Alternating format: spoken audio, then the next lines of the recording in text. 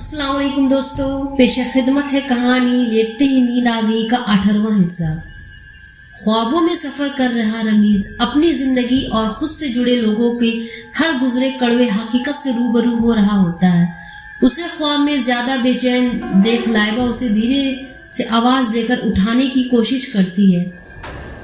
रमीज रमीज उठ जाओ, काफी वक्त से तुम सो रहे हो। मगर रमीज इस बार ख्वाबों की दुनिया में कुछ ज्यादा ही गहराइयों में डूबा होता है। वो आंखें खोलता ही नहीं है। लाइबा रमीज के चेहरे पर नहर का ठंडा पानी डालकर उसे किसी तरह नींद से जगाती है। मगर रमीज है कि आंखें खोलकर एक बार लाइबा को देखता है, फिर वापस आंखें मूंद से नींद की वादियों में कहीं गुम सा हो जाता है। रमीज इस बार एक अनजाने घर के बाहर खड़ा होता है, जहां उसे घर के अंदर से कुछ लोगों की बातचीत की आवाजें आ रही होती है। वो आवाज की सिमत जाता है तो एक कमरे में नरगिस के दोनों भाई और इमाम साहब के अब्बा बड़े इमाम साहब होते हैं, जिनसे नरगिस के भाई धमकाकर उसके बेटे के बारे में पूछ रहे होते हैं। इमाम, बता, मेरी बीवी ने जो बच्चा तुझे दिया था वो कहाँ है, वरना जान से मार दूंगा तुझे और तेरे पूरे परिवार को भी मार दूंगा। नरगिस के भाई मस्जिद के बड़े इमाम साहब का गिरेबान पकड़े गुस्से में अपने दांत पीसते हुए कहते हैं, मैंने कहा ना, मुझे नहीं मालूम। वो 10 साल का था तब से वो घर छोड़कर ना जाने कहाँ चला गया था। इतने साल गुजर गए हैं, क्यों उस मासूम के पीछे पड़े हो? अपनी बहन और बीवी को तो कत्ल कर चुके हो, अब भी दिल नहीं भरा तुम्हारा? जीने दो उस मासूम बच्चे को अपनी जिंदगी। वो कौन सा यहाँ तुम्हारे पास तुम्हारी इज्जत गिराने आ रहा है?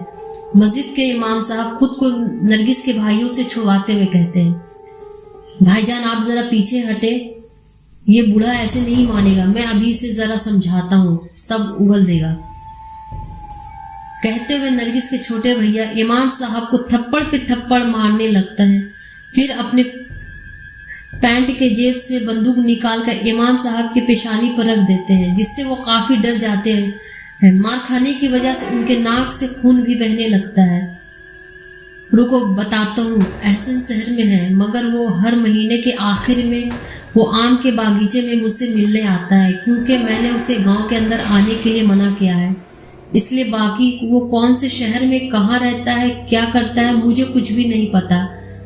खुदा के वास्ते उसे कुछ मत करना, वो बेकसूर है। मस्जिद के बड़े इमाम साहब ने दर्द से कहराते हुए कहा, बुड्ढे, झूठ कहता है कि तुझे नहीं मालूम। बोल किस शहर में रहता है वो,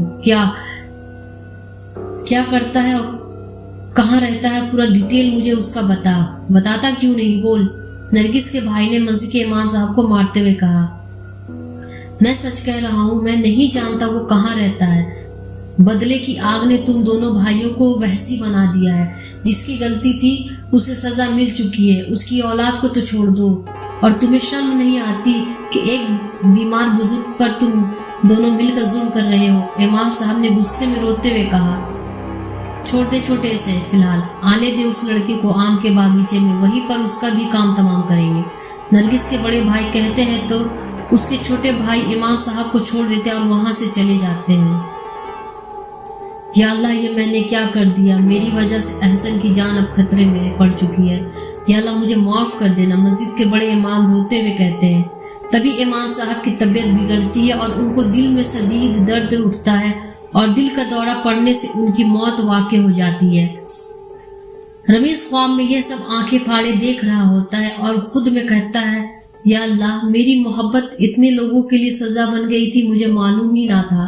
काश के पता होता कि चंद वक्त के सुकून के खातिर इतने लोग कुर्बान हो जाएंगे तो मैं बिना निकाह के अपनी नरगिस को कभी हाथ ना लगाता।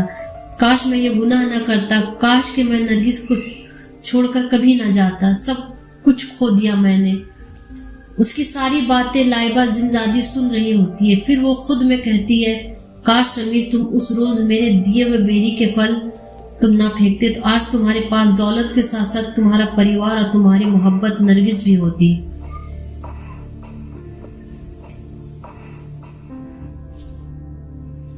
रमीज ख्वाब में 1 साल आगे आ जाता है, जहां वो उसी आम के पेड़ के नीचे बैठा होता है जहां अक्सर वो और नरगिस बैठकर वक्त गुजारा करते थे। तभी वो नरगिस की रूह को देखता है, जो मुस्कुराते हुए उसी की ओर आ रही होती है। नरगिस, तुम? रमीज नरगिस को देख खड़ा होते हुए कहता है, हाँ रमीज मैं, तुम सोच रहे होगे आज मैं फिर कैसे चली आई। ख्वाब में नरगिस उसके पास आते हुए कहती, मैं भला ऐसा क्यों सोचूंगा, तुम तो मेरी जिंदगी का हिस्सा हो जो हर वक्त मुझसे जुड़ा है। मैंने तुम्हें कभी खुद से अलग समझा ही नहीं। बस मैं परेशान हूँ ये जानकर कि मेरे वजह से ना जाने कितने लोगों ने अपनी जान गंवा दिया और वो तुम्हारे भाई आज भी सीना तान के जीते हैं। रमीज कहता है, खुदा ने सब गुनहगारों के लिए इसी दुनिया में सजा तय कर रखा है। मेरे भाइयों ने इज्जत के नाम पर जितने भी कत्ल किए हैं उनको उसकी सजा जरूर मिलेगी। तुम खुद को कसूरवार समझना छोड़ दो रमीज। नरगिस की रूह कहती है, क्या मैं तुम्हारे हाथों को एक बार थाम सकता हूँ, तुम्हारे वजूद महसूस कर सकता हूँ। रमीज नम आंखों से नरगिस की तरफ हाथ बढ़ाते हुए कहता है, हाँ थाम सकते हो, क्योंकि ये तुम्हारे ख्वाबों की दुनिया है, क्योंकि यहाँ मेरी रूह के साथ साथ तुम्हारी रूह भी है। खाकी वजूद का कोई वजूद नहीं यहाँ। इसमें तुम मुझे देख सकते हो, छू सकते हो, मगर जब तक मैं चाहूँ। नरगिस रमीज के हाथों को थामते हुए कहती है। नरगिस का हाथ अपने हाथों में मिलते ही रमीज को एक अलग ही सुकून महसूस हो रहा होता है। रमीज नरगिस के गले लगकर बेतहाशा रोने लगता है। नरगिस की रूह भी उसके साथ रो रही होती है। धड़कनें दोनों की खामोश थी। भला ख्वाबों की दुनिया में धड़कनों का क्या काम, आज एहसासों का रिश्ता तड़प रहा होता है बस। तभी रमीज को किसी के कदमों की आहट आम के बागीचे में आती हुई सुनाई देती है। अगले ही पल वो देखता है कि उसके पास नरगिस नहीं है, वो वहां पर अकेला खड़ा है। वो दूर से किसी शख्स को अंदर आते देखता है। उस शख्स का चेहरा रमीज को दिखाई नहीं दे रहा होता, वो सिर्फ उसके वजूद को देखता है जो किसी नौजवान शख्स की लगती है, जो अपने कान से फोन लगाकर किसी को कहता है, आज मैं इमाम अब्बा से साल भर बाद मिलूंगा। मैं बहुत खुश हूँ। उन्हें बताऊंगा कि मुझे विदेश में नौकरी मिल गई है और इस बात की माफ़ी मांगूंगा कि इतने दिन मैं उनसे मिलने नहीं आया। मुझे पता है वो साल भर से मेरा इंतज़ार कर रहे होंगे। और हाँ, वैसे उन्हें तुम्हारे बारे में भी तो बताना है कि मैंने अपनी मोहब्बत से शादी करने वाला हूँ। आखिर निकाह वही पढ़ाएंगे हमारी, और तुम देखना तुम्हारे बारे में सुनकर बहुत खुश हो जाएंगे वो। अच्छा चलो, मैं तुम्हें बाद में कॉल करूँगा, पहले मैं इमाम अबू से मिलकर बातें कर लूँ सारी। तब तक तुम अपना ख्याल रखना, और हाँ मैं जल्द वापस आऊँगा। खुदा हाफिज। उस शख्स की बात सुन रमीज को एहसास हो जाता है कि ये शख्स और कोई नहीं, उसका बेटा एहसन है, मगर रमीज उसके चेहरे को नहीं देख पाता है। एहसन बगीचे में बैठकर इमाम साहब का इंतजार करने लग जाता है। रमीज उसके सामने खड़ा उसे पहचानने की कोशिश करता है, मगर उसे एहसन का चेहरा साफ नजर नहीं आ रहा होता है। दर्द आंसू एहसासों में समाया हुआ रमीज अपने बेटे के वजूद को बार बार छूने की कोशिश कर रहा होता है, मगर उसकी कोशिश बेकार हो जाती है। तभी नरगिस के भाई एहसन के सामने आकर अचानक से खड़े हो जाते हैं और कहते हैं, तुम्हारा नाम एहसन है? जी हाँ, मगर आप लोग कौन हो? एहसन पूछता है। तुम्हें इमाम साहब ने अपने घर ले जाने के लिए हमें भेजा है, इसलिए तुम हमारे साथ चलो, नरगिस के भाई ने कहा। मगर इमाम अबू तो कभी भी मुझे गांव में या अपने घर में आने की इजाज़त नहीं देते हैं, फिर आज अचानक क्यों? एहसन सोचते हुए कहता है। असल में उनकी तबीयत कुछ दिनों से बेहतर नहीं है, इसलिए वो नहीं आ सकते हैं, इसलिए हम तुम्हें लेने आए हैं, नरगिस के भाई ने कहा। क्या इमाम अबू बीमार है? जी ठीक है, जल्दी चलिए। एहसन बिना सोचे समझे उनके साथ चल देता है। ये सब देख रमीज ख्वाबों में एहसन को आवाज़ देते हुए कहता है, एहसन बेटा, खुदा के वास्ते इनके साथ मत जाना, ये तुम्हें भी मार देंगे बेटा, रुको मत जाओ।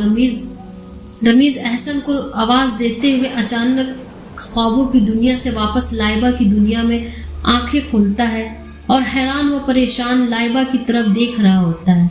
लाइबा उसके बिना कुछ कहे ही सब जान चुकी होती है कि उसने क्या क्या देखा है अपने ख्वाबों में। तो दोस्तों, ये था लेटते ही नींद आ गई का 8वां हिस्सा। अगर सासों ने वफा की तो इंशाल्लाह ज़रूर आप लोगों के साथ रूबरू होंगे नए हिस्से के साथ।